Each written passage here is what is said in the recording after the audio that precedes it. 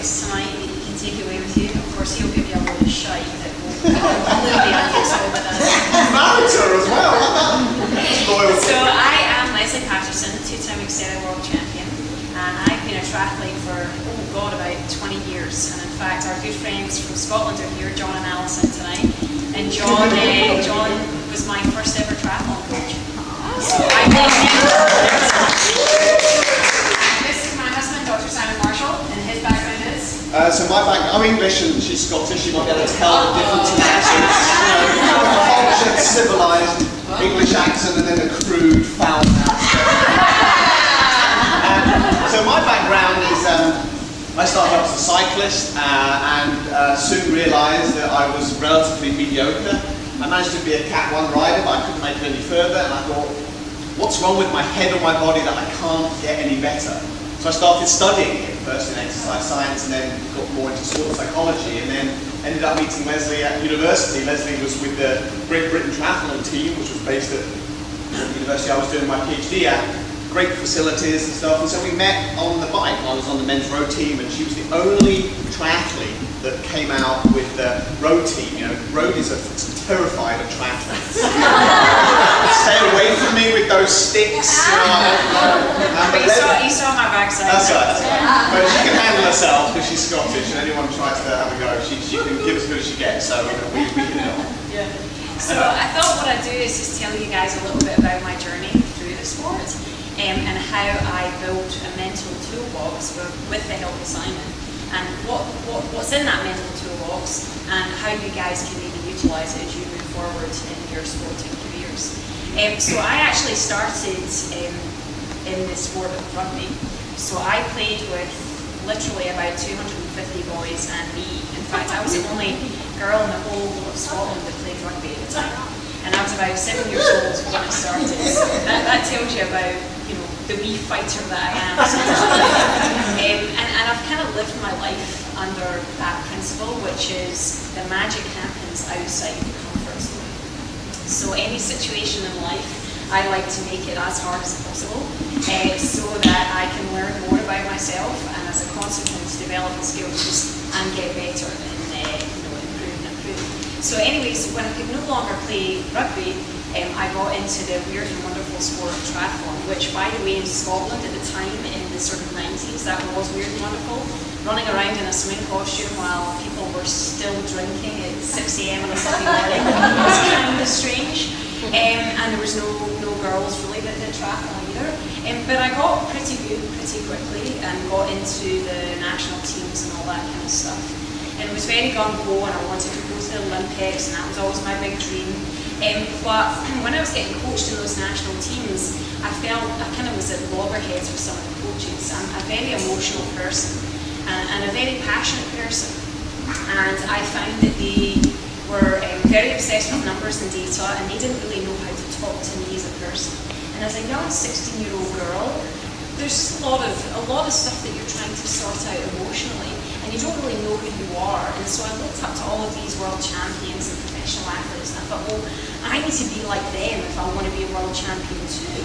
And so I was trying to mold myself into thinking like them and being like them, and it just never really felt right. And I got disillusioned from the sport when I was about 20 years old. Ironically, as I met my husband, a sports psychologist, I gave the sport up. Well, where? I can rationalise that as a psychologist. Yeah, whatever. That's what a PhD does. Anyway, so I got out of the sport. I was no longer enjoying it. I didn't have the passion for it anymore, and I didn't really know why I was doing it. And I actually moved out here to San Diego and gave the sport up. Irony again, great. You moved from shitty weather in Scotland, by this rubbish to training, to brilliant weather here and you give it up. But I actually went back to school and studied acting and drama. And what that allowed me to do was really discover myself, because it was all about finding your emotional core and using that for characters, understanding how people function in the world, all of those kind of things that sometimes in endurance sport we can get very numb to our emotions, and that's kind of what I thought I had to be. I thought I had to be this robot that could just go out and bang wattage and bang times and mile repeats, and that wasn't who I was. So I got really empowered by going back and studying theatre and drama, and I found passion again. and came back to the sport a second time and found the sport of Xterra, which is very different, and hopefully some of you guys have either tried it or will try it. It's dirty, it's rugged, it's passion, it's everything I think triathlon used to be. Anyway, and found success in the sport because I was kind of combining this artistic, creative side, understanding how I was working as a person and applying that into training. I was, going into sections thinking about what do I like about this section? How can I utilise certain things to get the best out of myself emotionally? Understanding the sections that I didn't like and why, and finding the right times in my programme to set them so that emotionally it wouldn't take too much out of me. So gradually across time, I created this tool called the mental toolbox, and I really began to figure out that by knowing how my brain works, I can actually manipulate how I think. I can't change how I think, I can only come up with tools to manipulate. And that's how I found success in triathlon. So Sai's going to talk a little bit about how the brain works. No pressure. Well, just before that though, I should say, so I went on my own journey as a terrible athlete, but also as a sports psychologist. So I started off doing, it's one of the photos when I've actually only known you probably a year or so when this was taken. And finding that, as a sports psychologist, when you're trained as a psychologist, for helping athletes, you're actually, if you're not careful, you're promoting more and more psychological dysfunction. What you're seeing, the athlete's coming to you and they're saying, help me do this quicker, harder, higher, faster. How do I do, and basically what it often takes, not all the time, but often takes is cutting out distractions, dropping things that are very enjoyable or pleasurable, and just focusing in a very single-minded way. And it took me a while to sort of have a few philosophical problems with that myself. I'm like, am I really just helping these neurotic, these neurotic, obsessive people become even more neurotic and obsessive?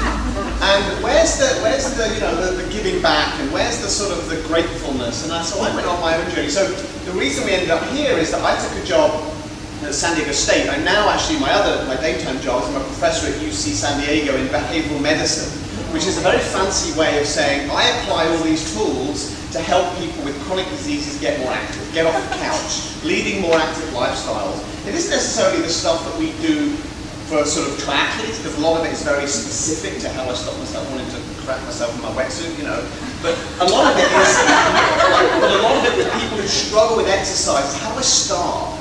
How do I do something for the first time? I feel embarrassed and awkward in these clothes. I don't like it. So how do I overcome that? And so one of the common elements to all of that is understanding a little bit about how your brain functions. And it was an aha moment in grad school for me.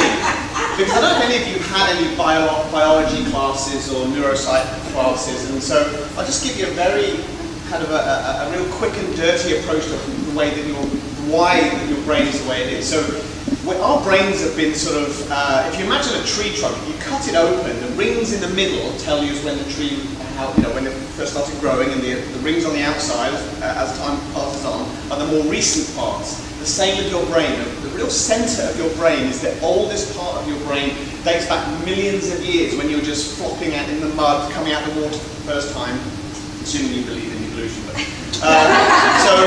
So our brains then just had to cope with very simple things like coordinating physical movements. There's a part of our brain called the cerebellum that still does that. We need that. It's a good idea for coordinating movements.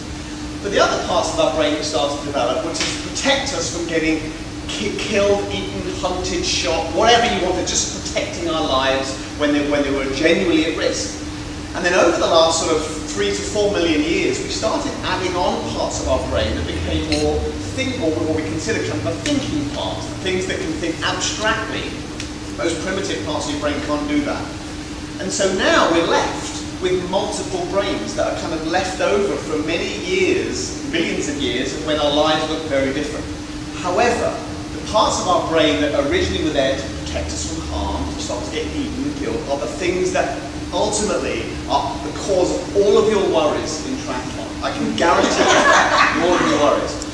So, and it really is, there's a part of your brain called the limbic system. Some of you may have heard of that. It's really a collection of structures deep in the brain. It looks a bit kind of like an avocado. And it really acts like a chimp. And the reason it acts like a chimp is because its sole goal is to keep you alive. It doesn't think rationally. It doesn't care about hurting people's feelings. It just thinks, it's very paranoid. Your life is either in danger or not in danger. It controls all of your instincts and drives for food, sex, security, ego, self-worth, getting respect or being liked by other people. These quite primitive instincts and drives that is there to control and dictate. So if that's all we had, and we didn't have the rational thinking part of our brain, we would be like living under jungle rules, right? If we had that part of our brain, because we'd say, must eat, want food, take food, want sex, rape and pillage would be, rife if we lived with a chimp brain. And so you can't really get to, so we'd all be in jail if that was the case, right? So you cannot do that. But we still have those drives and urges, and many of the other parts of our brain that are now on the out of what we call the cortex, the frontal cortex, kind of have a social conscience and downplay things and sort of think about consequences. And you'd hope for a healthy, developed adult, they're able to control some of those instincts and drives in a socially acceptable way. Now, not everyone can do this, as we know. Some people particularly can give. If you want to know what someone's chimp is like, get them drunk. Because that's really what's happening. You're stripping away the ability of your frontal cortex to make rational decisions and control behavior. So you're actually just acting like a chimp. So with this chimp now, you've got this emotional machine. It doesn't really think rationally. It's hardwired, and the biology of the brain is incredible. This little part of your brain, the limbic system, is on lockdown, like a computer that can never be hacked. And the reason for that is because you don't want your brain to be able to be influenced when ultimately its job is to keep you alive, right? Now, you can get some drugs that can do that, but for the most part, you can't change the way your limbic system, your chimp brain is wired. Biology prevents actually that happening. So all you can do is recognize what symptoms or signs my chimp is having an outburst about, recognizing they're there, and being able to talk to the chimp using strategies to either put the chimp back in the cage, don't worry, your life's not in danger, it's a triathlon, no one's going to die.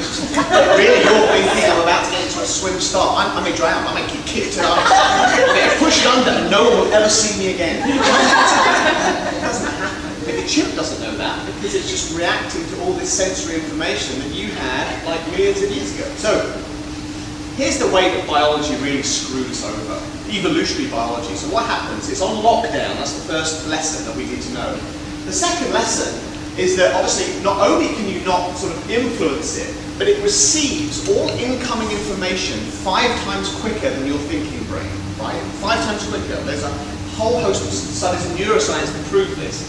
And the reason it does that is because if you've ever had that, something's not quite right, I don't know what it is, it just doesn't feel right around here. It's not a sixth sense, it's all that's garbage. So what it's actually doing is your limbic system already picking up on cues before your frontal thinking, rational cortex has had a chance to process them. So when you go into a competitive environment, your limbic system can pick up things that sense pending danger or threat, feeling, whether it's as benign or silly as my look on the face of it, thing, putting myself into tight, squeezing it into tight lycra, and then everybody's seeing what I look like in it. Your chimp brain doesn't know that, it just thinks, threat to you, we must control, must get you out of this situation as quick as possible. So that's one of the things, it's on lockdown and it receives information way quicker than you can. So if you ever try and outthink it by speed, you'll never win. The third part that really is the way it works against us is that it's been given, your chimp brain, unbelievable strength. I mean, the way it can control ultimate reactions that you have are far more physically powerful than you can have with your professor brain. So you will never, the cliche of the mum lifting the trapped baby, the car off, that's your limbic system, your chimp brain, setting a sequence of actions and releasing a whole bunch of neurotransmitters to give you unbelievable strength and energy and courage when your life is in danger or someone that you care about is in danger. So those things are really actually quite difficult to deal with if your chimp is out of control, right? Because not only does your chimp start saying, you're going to look stupid when you're on this, you're going to come large, people are going to be laughing at you when you come last out of the water. Who do you think you're a fake chimp talk, right? But your professor, it's just a triathlon, who cares, no one really wants. That battle will will never be won because the chimp is 5 times stronger and it thinks 5 times quicker. So what we try and do is come up with some strategies to manage your chimp. And the first thing that you really need to do is to understand what brand of nuts your chimp talks, right? So if you think about this, your chimp is trying to protect a fundamental drive or instinct that you have. For some people it might be more to do with ego, that they turn everything into a race and they have to win. It might be about self-presentation, that protecting, I don't want to look stupid in front of other people. So you have to understand what kind of chimp is saying to you, and the only way to do that really is to listen to your innermost kind of fears and worries about it. You can't sort of have in place your professor brain, or the frontal cortex, the rational thinking, sensible person part of you, to start saying, oh, don't worry, it won't come true. And no, just let your chimp talk. Don't do it out loud because you look like crazy. But actually you can start to think, some people write it down, and to say, what is the kind of nuts that your chimp talks? For me, it's more to do with not other people evaluating you as not as good as you think you are. Or they think, oh, that person is as good as I thought they were. That used to mortify me as a wee kid growing up playing sports. And ultimately, using some chimp strategies to control it. And again, some of Lesley's as well, thinking everyone, if you're a professional elite athlete, you obviously like rock hard, solid, you never have negative thoughts. I'm just little Lesley, insecure Lesley, but I feel scared. I need to pee my pants 5 times before a race.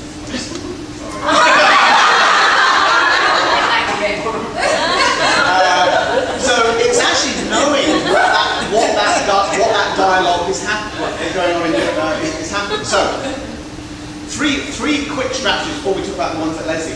3 quick strategies to help you manage your chimp. The first thing, actually before I speak, the first thing you need to do is to know who's in charge of your brain at any one particular time.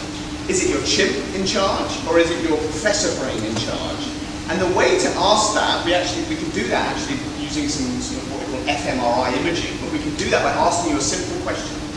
Do I want to think and feel like this? I might be at the start of a race, I'm on my wetsuit, it's the 3 minutes to go, the waves are going off in front of me, and I am terrified. White knuckles, you're trying to stop yourself hyperventilating, your heart rate is already 130, you're not even moving. And everyone just looks awesome and fit and strong, and you're just, gradually, and then you think, oh no, too late, all of those things, right? So one thing that we need to try and do is recognize who's in charge at any one particular time. So if I say, no, I don't want to feel like this, I want to feel enjoyment and excitement. If I say, no, I don't want to think like this, I've been hijacked by my chimp brain. If I say, and some people will say, and I'll give this example, so Lesley, before she started, probably about 5 or so years ago, when she was kind of back in racing and she was again coping with all the demons that we all cope with, chimp was in charge a lot of the time before a race. And she used to get nervous about racing, love training, and then you look at another friend, but an arch nemesis as well, Heather Jackson.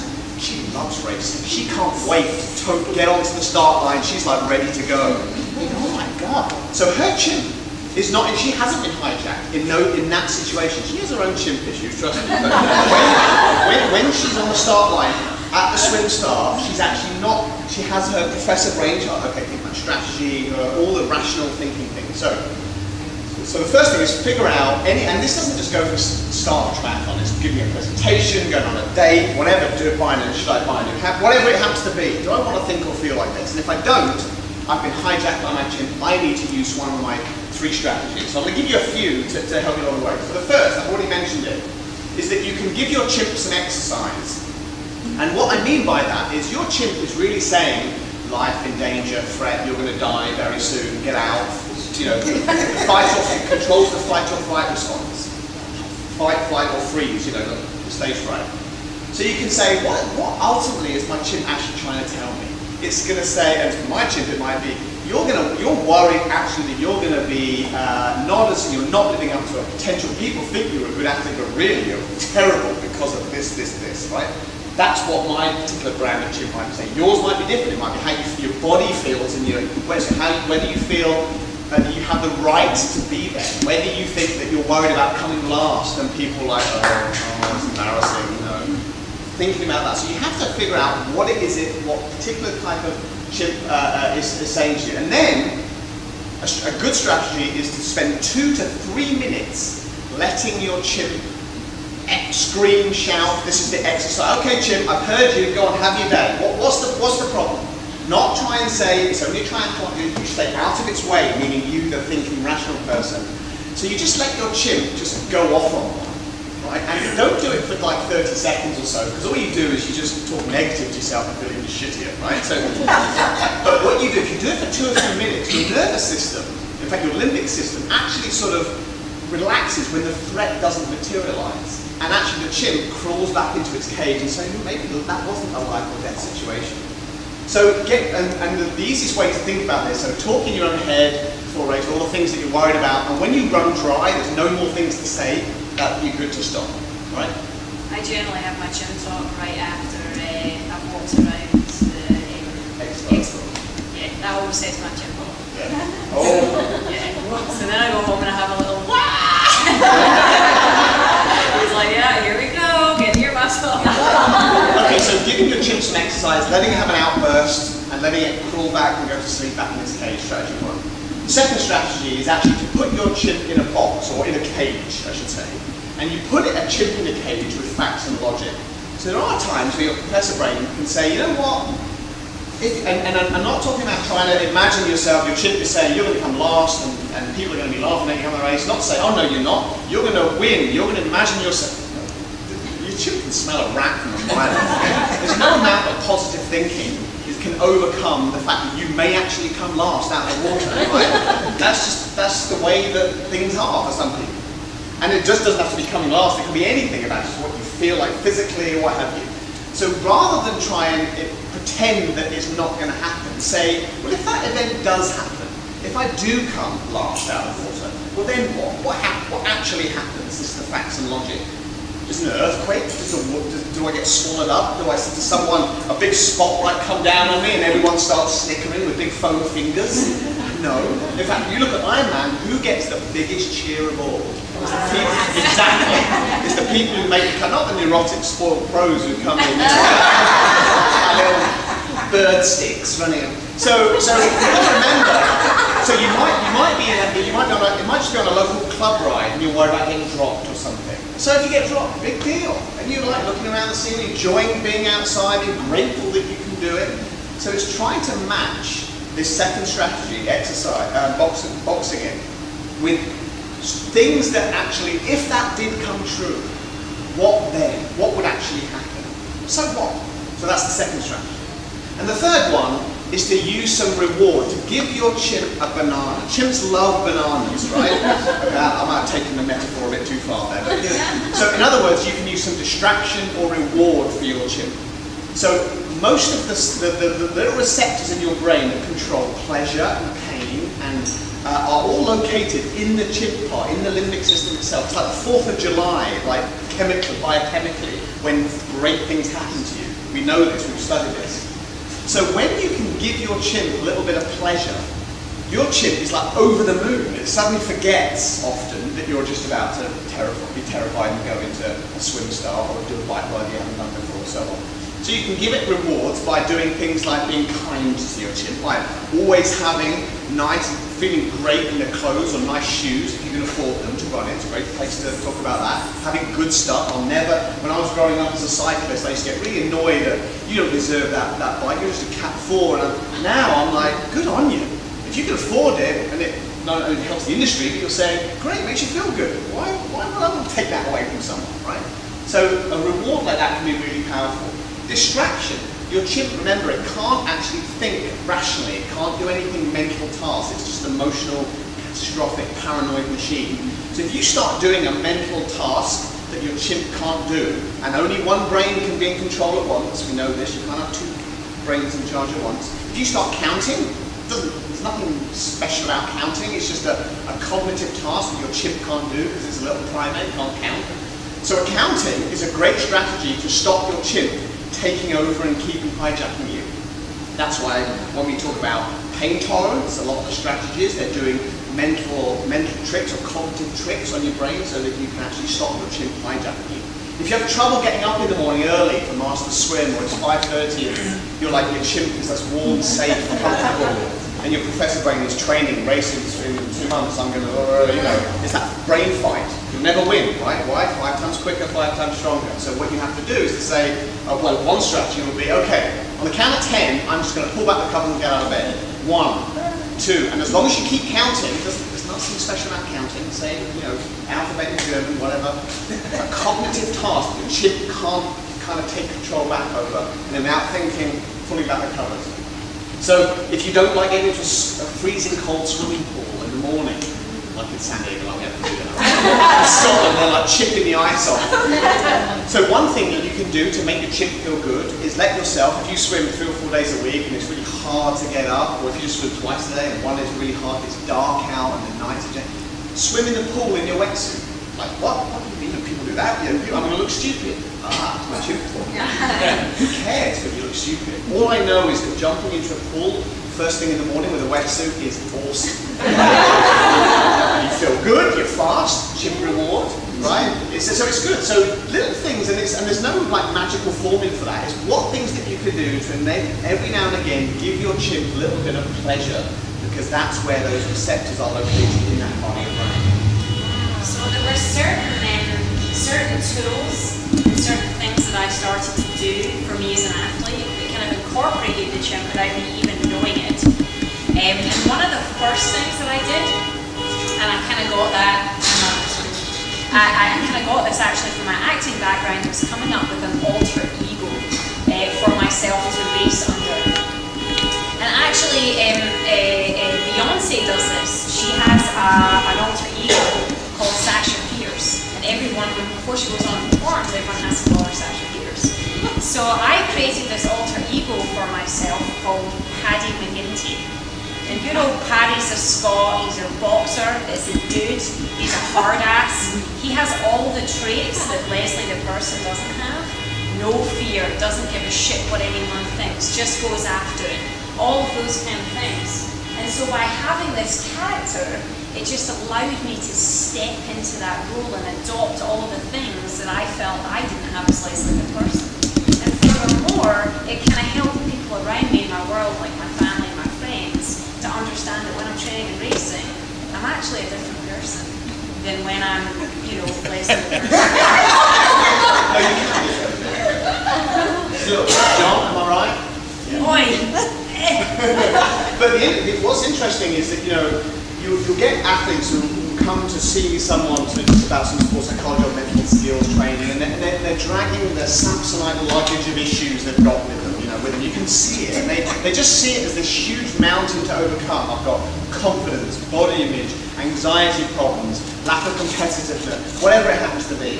And one strategy is to say, well, how about we just pretend none of that was there? How about we just pretend that we're someone else, just for an hour, half an hour? What would that person look like to you? I'd like them to be this, Lesley's just pounding into me, like this, and this. Well, let's just put on a fake, a mask. And that's why some of her acting is actually what she learned, some of those skills she learned. And actually it's a great tool for you as athletes. If you are genuinely terrified for any particular event, whether it's a job interview, a race, or what have you, just try and imagine that you're somebody else for a part. You don't have to be like a psycho, schizophrenic person. But you can say, you know what, I'd like to be confident, I'd like to have, you know, positive body, I'd like to walk into rooms on my own, and just try it out, like a different sort of set of clothes. And the nice thing about triathlon is that you get to put a uniform on. Many people don't have that luxury when they're going in for they're dealing with other issues, when you have to try to, how you stand up to sort of an overbearing parent or an aggressive partner or something. But in triathlon, we get to put on a uniform, and you can think of that as sort of almost like a warrior costume to be all of the things that you want to be. And all your issues, you'll come back to those when you finish. But for this moment, I'm just going to be this kick-ass person I've always wanted to be. And there's certain things, like certainly in the acting world, a lot of actors will have little things that just bring about a sensory awareness and bring them back to that character. So for me, I have little things, like whether it's the ring on my finger or little things that I'll touch that remind me to get back into that character. So when I'm having a tough moment on the bike or on the bar, even in the swim, there's little things like that, whether it's, you know, a piece of clothing or I just pull it down or remind myself that I have this armor, if you will, and it becomes a different character. is just really, really effective. But you actually have to work in it. You have to come up with that character and properly, like I flesh mine out. Like I'll give it descriptions. I have certain films that I watched before, like Gladiator and things like that. Like, Braveheart. Yeah, true. See it 18 times. But probably one of the biggest things for me, one of the best traits of Paddy is actually fighting back. Because one of my biggest fears, and it's actually pretty common throughout athletes, is not actually how I do, it's that I gave up and that I didn't fight to the bitter end. So one of the big things about Paddy is he's a fighter. So inside we talk about a little bit more about that. Well, interesting, when Lesley, 2011 was the first world title that I won. And I actually had a puncture in the first mile of the bike. And I've never had a puncture in a race before in my entire career. And, you know, I was in pole position, I was totally ready for it. I was like, this is it, this is the year. Get that puncture. I'm like, are you fucking kidding me? You know, all of the negative emotions came through. And I just wanted to give up. And then, you know, I just sort of said to myself, am I here? It's gorgeous. I'm in freaking Hawaii, for God's sake. I'm fit. Let's just go for it. Who gives a shit anymore? And I ended up picking my way, got to, you know, onto the run and was actually 6.5 minutes down up, you know, on the beat. And ended up getting into first with half a mile. So that taught me everything. That taught me everything about not giving up. You never know what the end of the race is going to be like. And if nothing else, you can go to bed at night knowing that you gave it everything. And so just the sort of the psychology sort of commentary on that experience for Lesley. So flat, all her sort of rivals going by her. She's like threatening with the stuff, getting mad with herself, all chip, that's all it is. And then thinking, you know what, what's the worst that happened? A couple of minutes gone by, she fixed it, and then it sort of, she boxed or put her chimp in the cage, grateful thing, you know, I'm enjoying this, I'm in Hawaii. And then she needed an extra turbo boost of strength and power. So that's when you bring the chimp back, right? Now, having a chimp, which is kind of a little bit euphemism for Paddy McGinty, is to say, I need passion, power, strength now. No rational, logical thought is going to drag my ass and catch this girl for 6 minutes. It's just pure adrenaline and fight. And that's when you have to know your chimp quite well. Remember, it's not always your enemy. It can be your friend as well to get you out of difficult situations. So I think that's a really good example of how you manage to do that. So I love to use music when I train. Some coaches believe in it, some coaches don't. Some coaches don't believe in it because they say if you don't have it in racing, why should you use it in training? But I'm a big believer in rhythm and sort of emotion, and I actually have certain songs that I put in my iPod leading up to races. And I have, you know, I pick a really special song. I always listen and dance to it with Sai the night before a big race. And I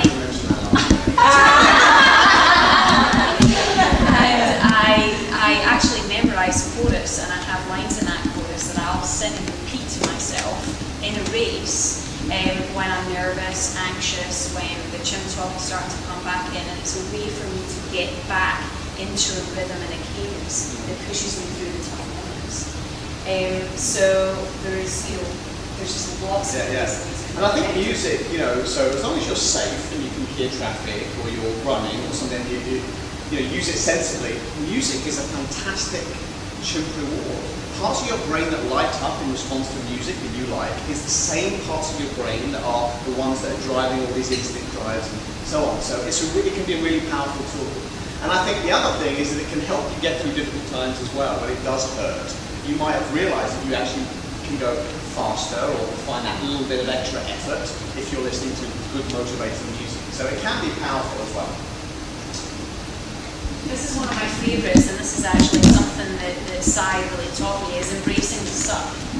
It isn't going to be pleasant all the time. There are going to be really tough moments, and I used to go out training days when I would have a shitty day, and I'd be like, man, that totally sucked, and I'm a failure, and it was all negative, negative, negative. And Sai turned around to me one day, and he's like, well, why don't you see that as a positive? Why don't you see that as a challenge?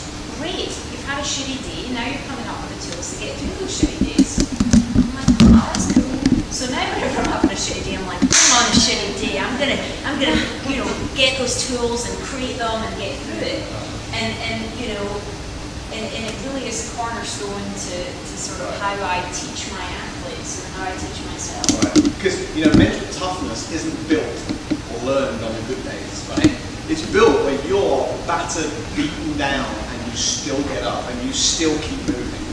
So that's when you build mental toughness. So if you can come up with strategies to not actually quit or throw the towel mentally, there's sometimes physically where you have to, but for the most part, if you can just keep one step forward, you're actually building the mental strength and toughness to actually make you a fast athlete. It doesn't feel like that at the time because you have what psychologists affectionately call thoughts of escape, which mean, I'm never doing this again. Why am I doing this? Why did I enter this race? That's the last triathlon I ever do. Right? That's the natural. Most people actually think that. You probably don't realise that. They have those thoughts that they question why they're doing it and not doing this again.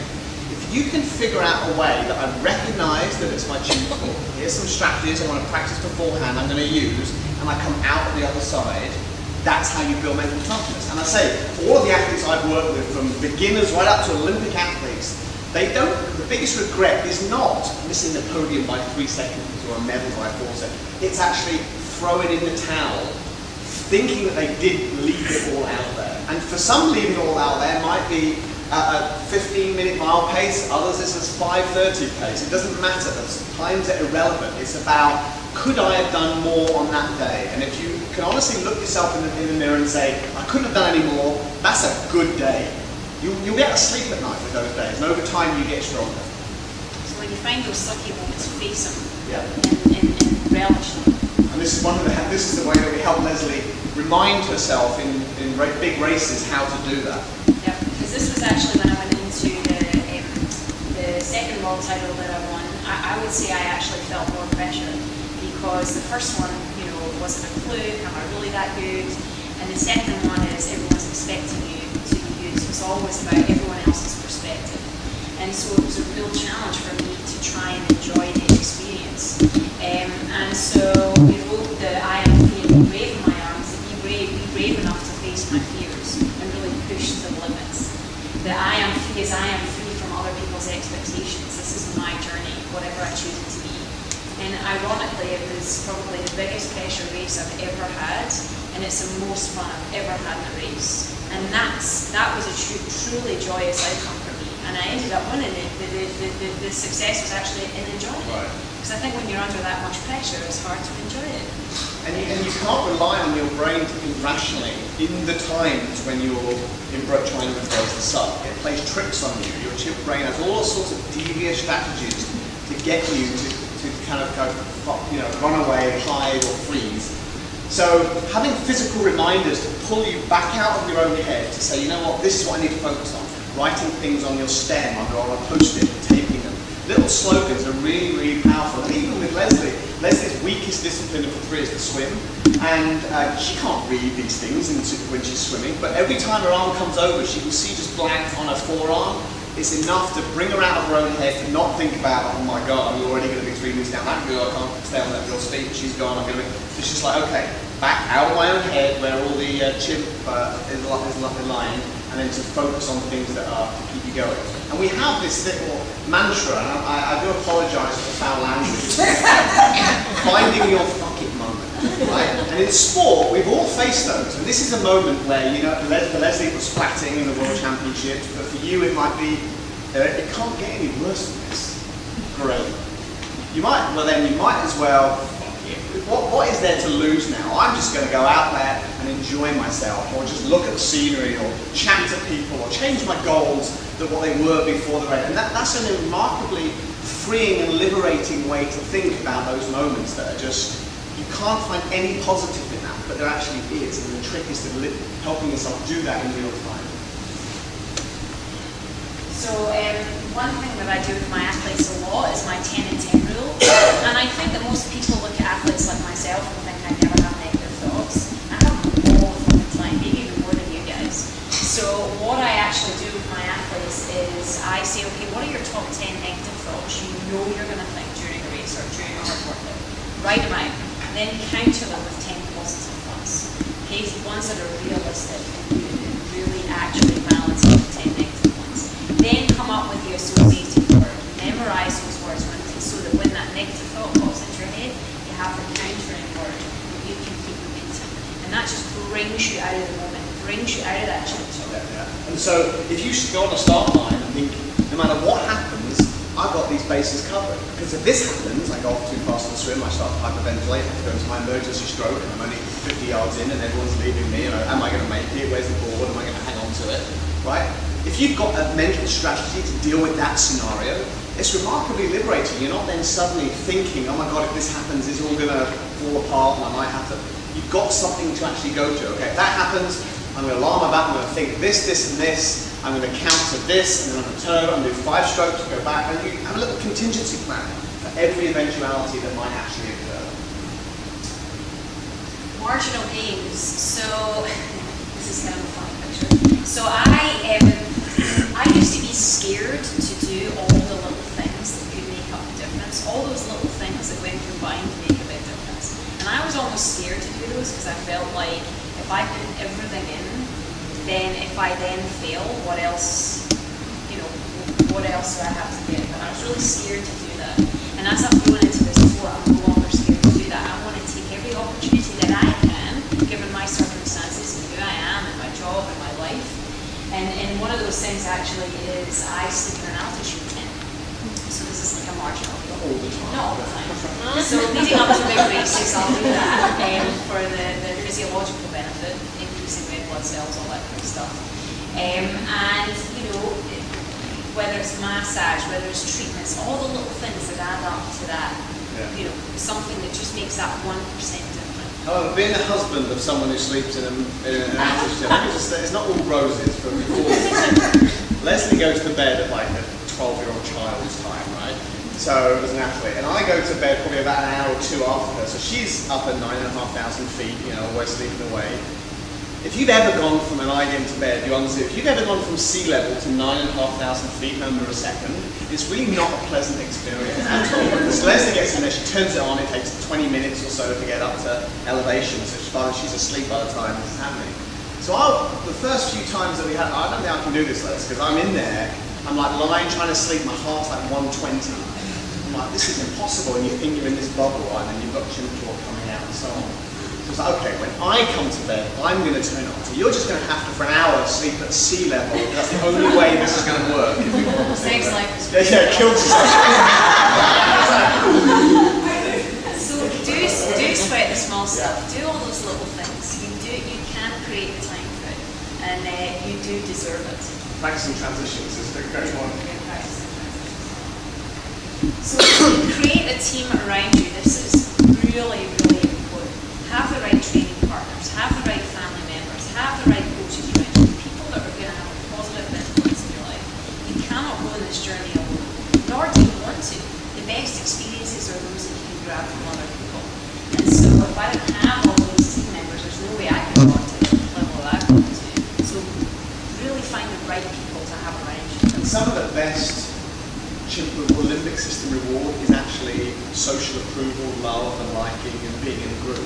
Never ever let someone take that away or convince you that's not important. It's absolutely critical, which is why places like this, the Endurance House, which is so much more than a store.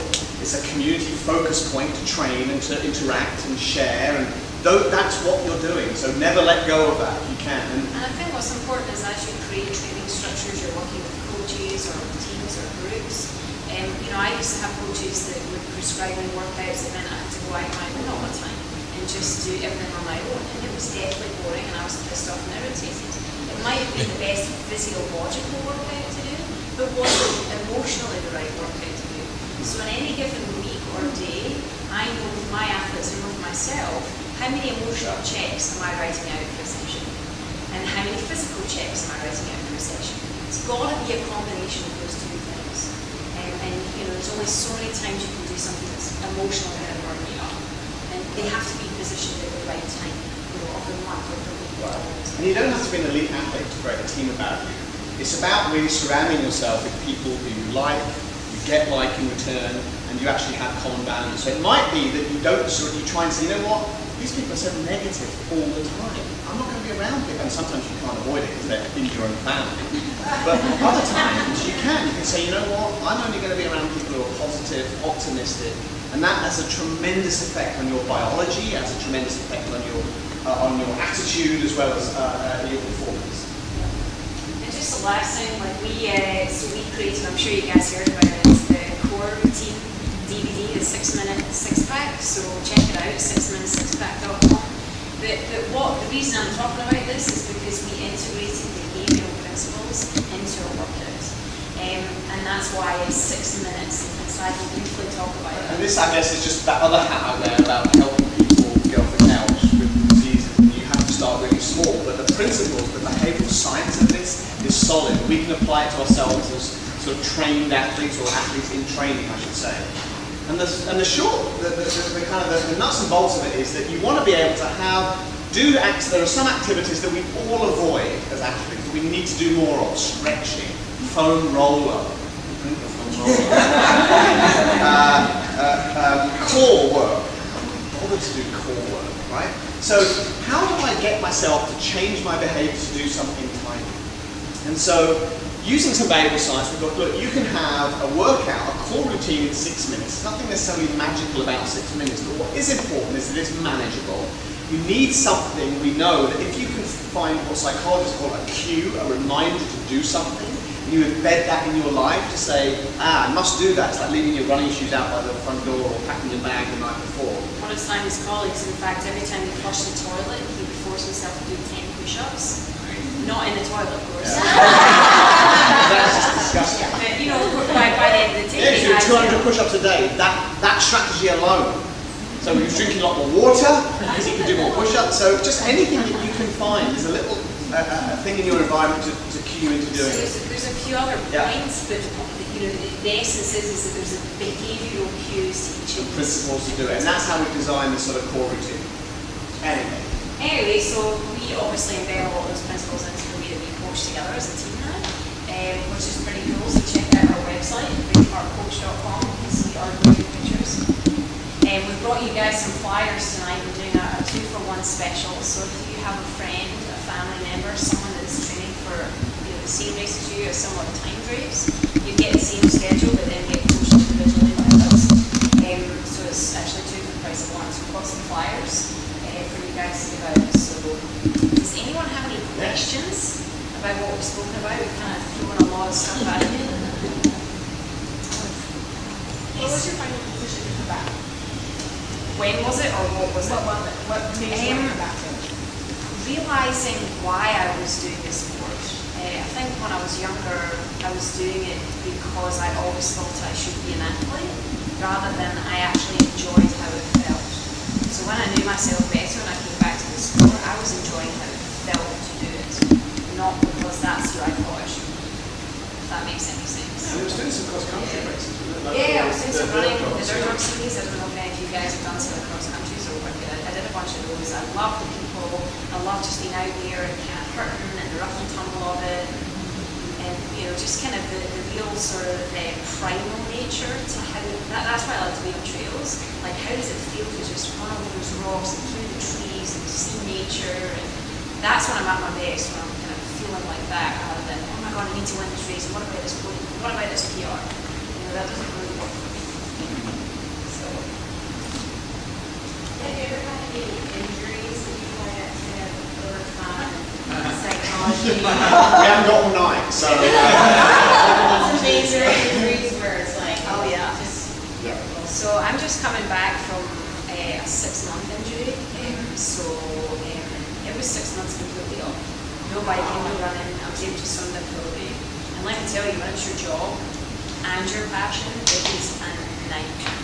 Yeah, it was full on. I went through full on depression, big time. Because it really makes you question, why are you doing it? What's it for?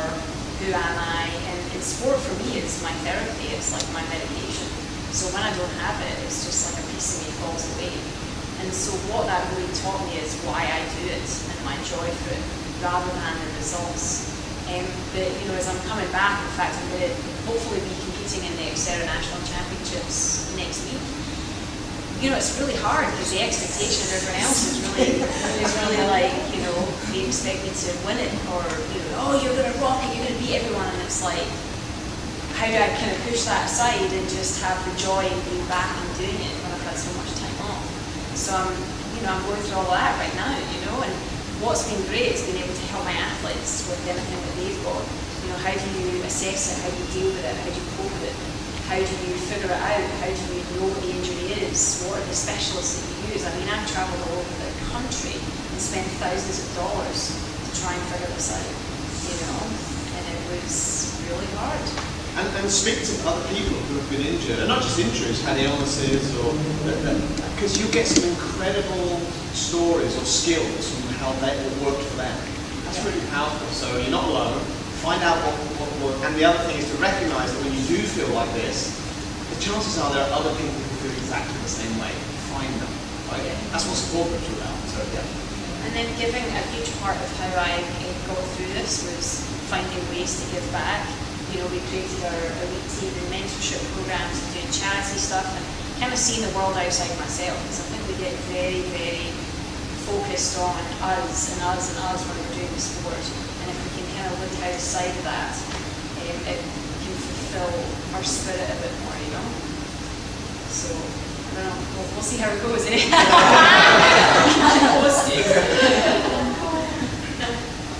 What about shift work? Now you study physiology as well, right? Some in physiology, but mainly in psychology. Usually monkey brain, and I'm saying I'm too tired to do this, or is there? Well, actually, there's we could talk a lot just about our issue. There are some biological issues to do with your circadian rhythm, that when you're physiologically awake and asleep, and how, based on light and what the effort that you're doing, can dictate some of that. But yeah, if you have to do certain shift work and you're trying to train as an athlete, then you're trying to use a lot of these strategies, the chip strategies, because you often don't have a choice about when you have to get out there, or when you have to work, or when you can train, or if you have a family, so you're trying to fit in when you can. Then it's a question of just using some of these strategies to make it okay and to get more enjoyment out of it. I have a question. I know I'm going to try to make it less broad, but when you're battling back, like I changed jobs 2 years ago, and I've been really active in the tri community and stuff, and now I work in Orange County, I can do 120 miles a day. I'm tired all the time. I have 3 hours a night by the time I get home, and I like to get a decent amount of sleep, etc. What would you suggest? Like I'm trying to get back into it, and I'm trying to grab any little sliver of time. I've been taking walks at work, and you know, that kind of stuff. And before I came here, I'm like, oh, I gotta be there by 7. So I took a quick, like, brisk 15-minute walk, kind of jog walk.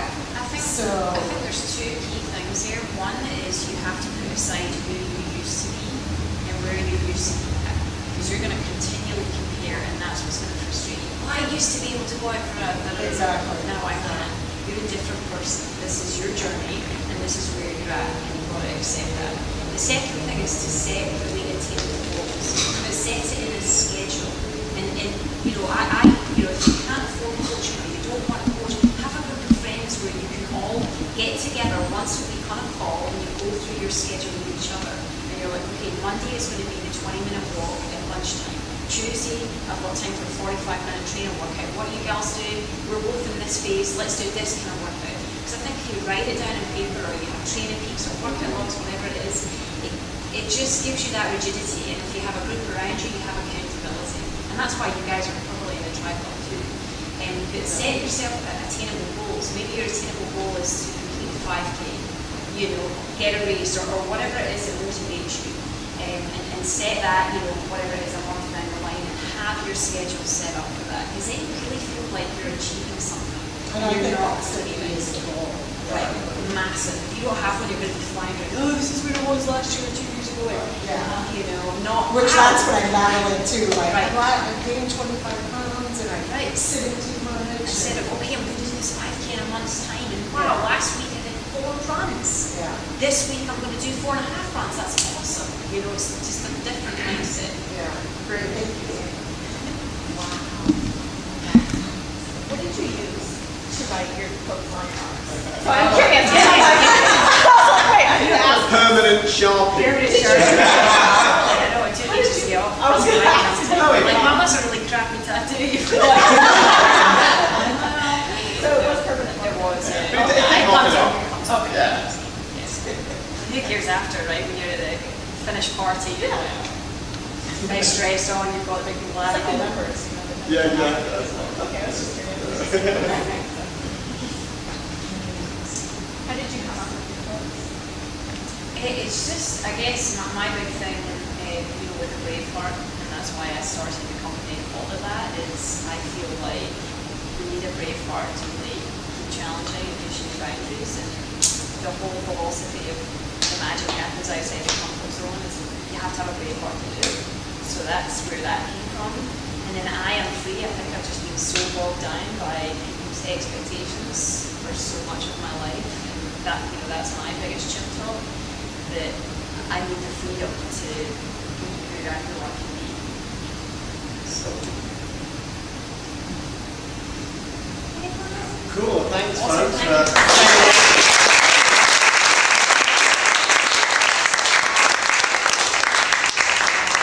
Thank you very much, Simon, Lesley.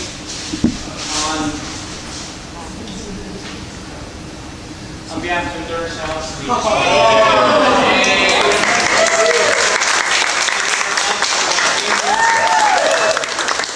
hopefully you guys will join us again in our other workshops. Yeah, So we do appreciate you entertaining us this evening and giving us a lot of information. So feel free, we still have lots of adult beverages and snacks. And, yeah. Feel free to hang around. So, okay, thank you.